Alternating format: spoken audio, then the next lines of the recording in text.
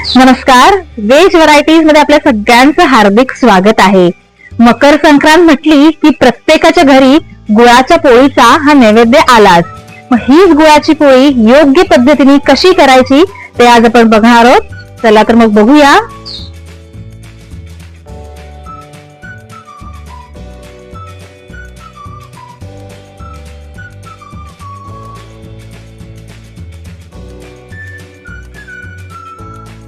इथे मी 2 वाट्या गव्हाचं पीठ घेतलेलं आहे. तुम्ही कणिक आणि मैदा असं मिक्स देखील घेऊ शकता. किंचितसं मीठ घालून घेतेय. साधारण 2 वाट्या गव्हाच्या पिठाला 1 मोठा चमचा मी बेसन घालून घेणार आहे. या बेसनामुळे आपल्या पोळ्या छान खुसखुशीत होतात. त्याचप्रमाणे मोहन म्हणून मी इथे कडकडीत करून घेतलेलं तेल आहे ते घालून घेतेय. या कडकडीत तेलामुळे देखील आपल्या पोळ्या खुसखुशीत व्हायला मदत होते. लक्षात ठेवा, तेल चांगलं कडकडीत करून घ्या आणि मगच ते ह्या पिठावर घालून छान पैकी असं चोळून घ्या.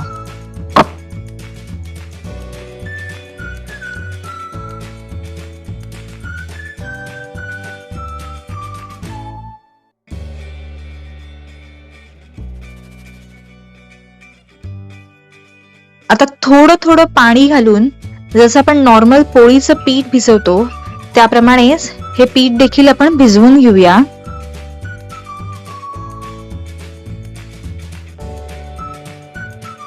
जास्त सैलही नाही आणि जास्त घट्टही नाही.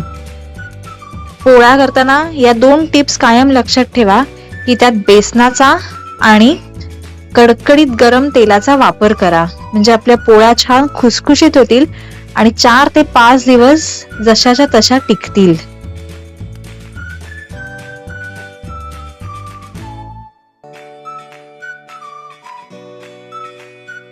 आता इथे आपलं पीठ भिजवून तयार आहे.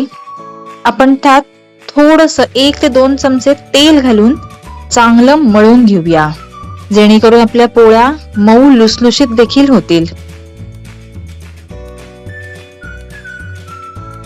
जितकं तुम्ही पीठ मळाल तितक्या पोळ्या छान होतील.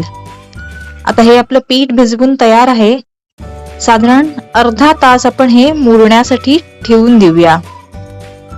हे आपण झाकून ठेवणार आहोत. हे बघा, इतपत मऊ आपलं पीठ झालं पाहिजे.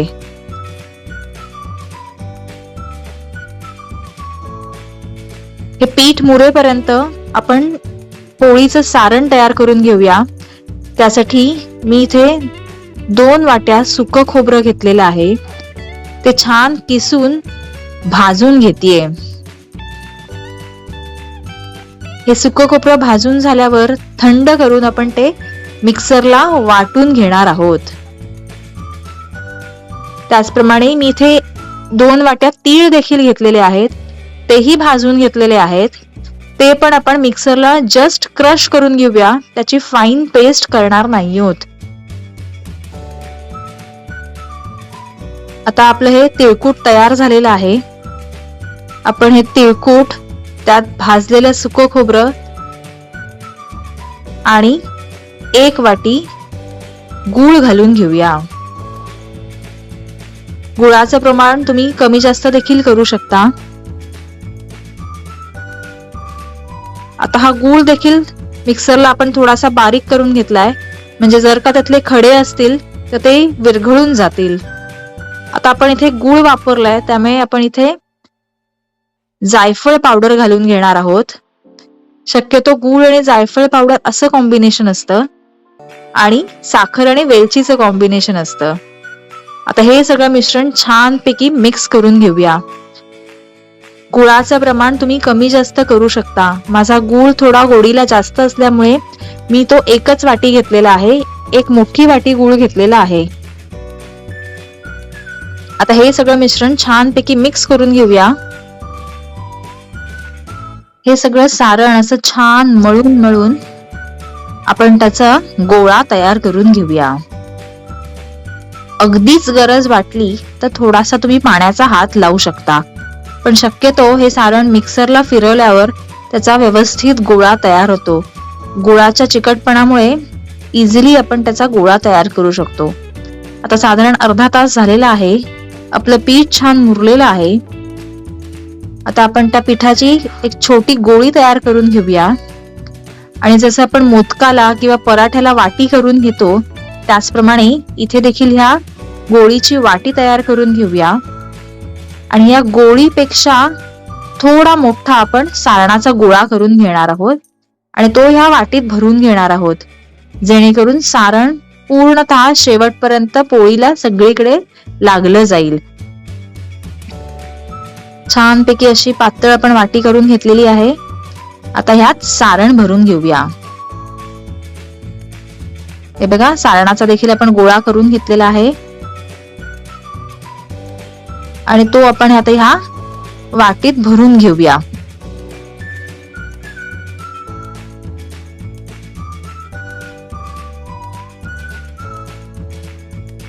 आणि वाटी बंद करून घेऊया.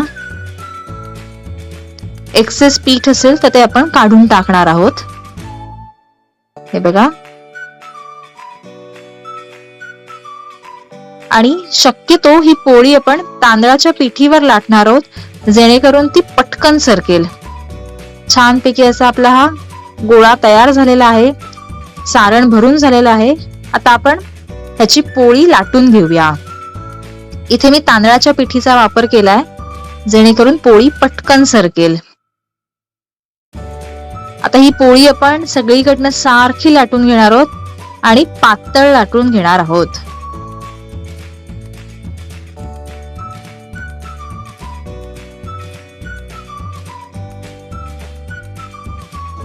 इथे तुम्ही बघू शकता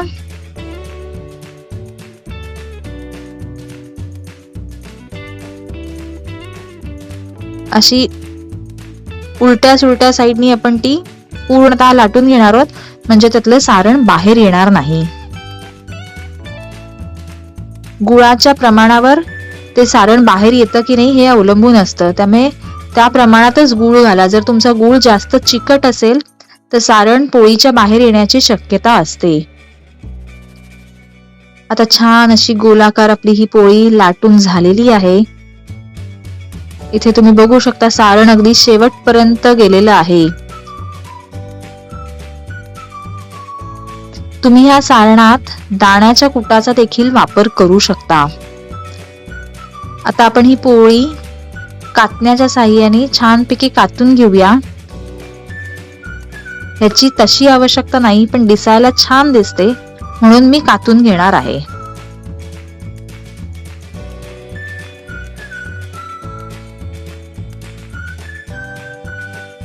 वाव, किती सुंदर दिसते आपली पोळी. आता आपण ही पोळी भाजून घेऊया. त्यासाठी मी तवा तापत ठेवलेला आहे. शक्यतो नॉनस्टिक तव्यावर ही पोळी भाजून घ्या, म्हणजे ती चिकटणार नाही, त्यातला गूळ बाहेर येणार नाही. कातून झाल्यानंतर सुद्धा जर का तुम्हाला कडा जाड वाटत असतील तर परत एकदा त्या लाटून घ्या. आता आपण ही तव्यावर शेकवून घेऊया. दोन्ही बाजूने छान गोल्डन ब्राऊन होईपर्यंत आपण ही पोळी भाजून घेणार आहोत. इथे तुम्ही अशी ती हलवून बघा, म्हणजे त्यातला गूळ खाली तव्याला चिकटणार नाही. छान असे ते फुगे यायला लागलेले आहेत. आपली पोळी एका बाजूने भाजून तयार आहे.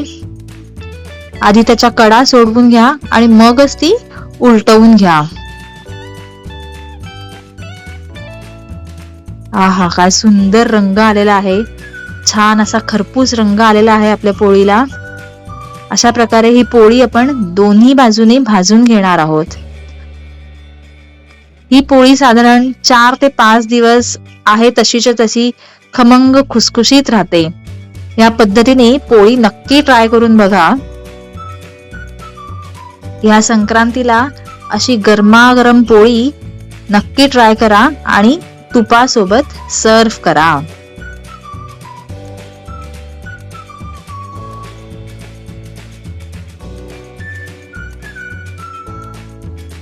तर थंडीच्या दिवसात आपल्या आरोग्यासाठी अतिशय फायदेशीर असणारा असा हा पारंपरिक महाराष्ट्रीयन पदार्थ म्हणजेच गुळाची पोळी तुम्ही देखील जरूर करा.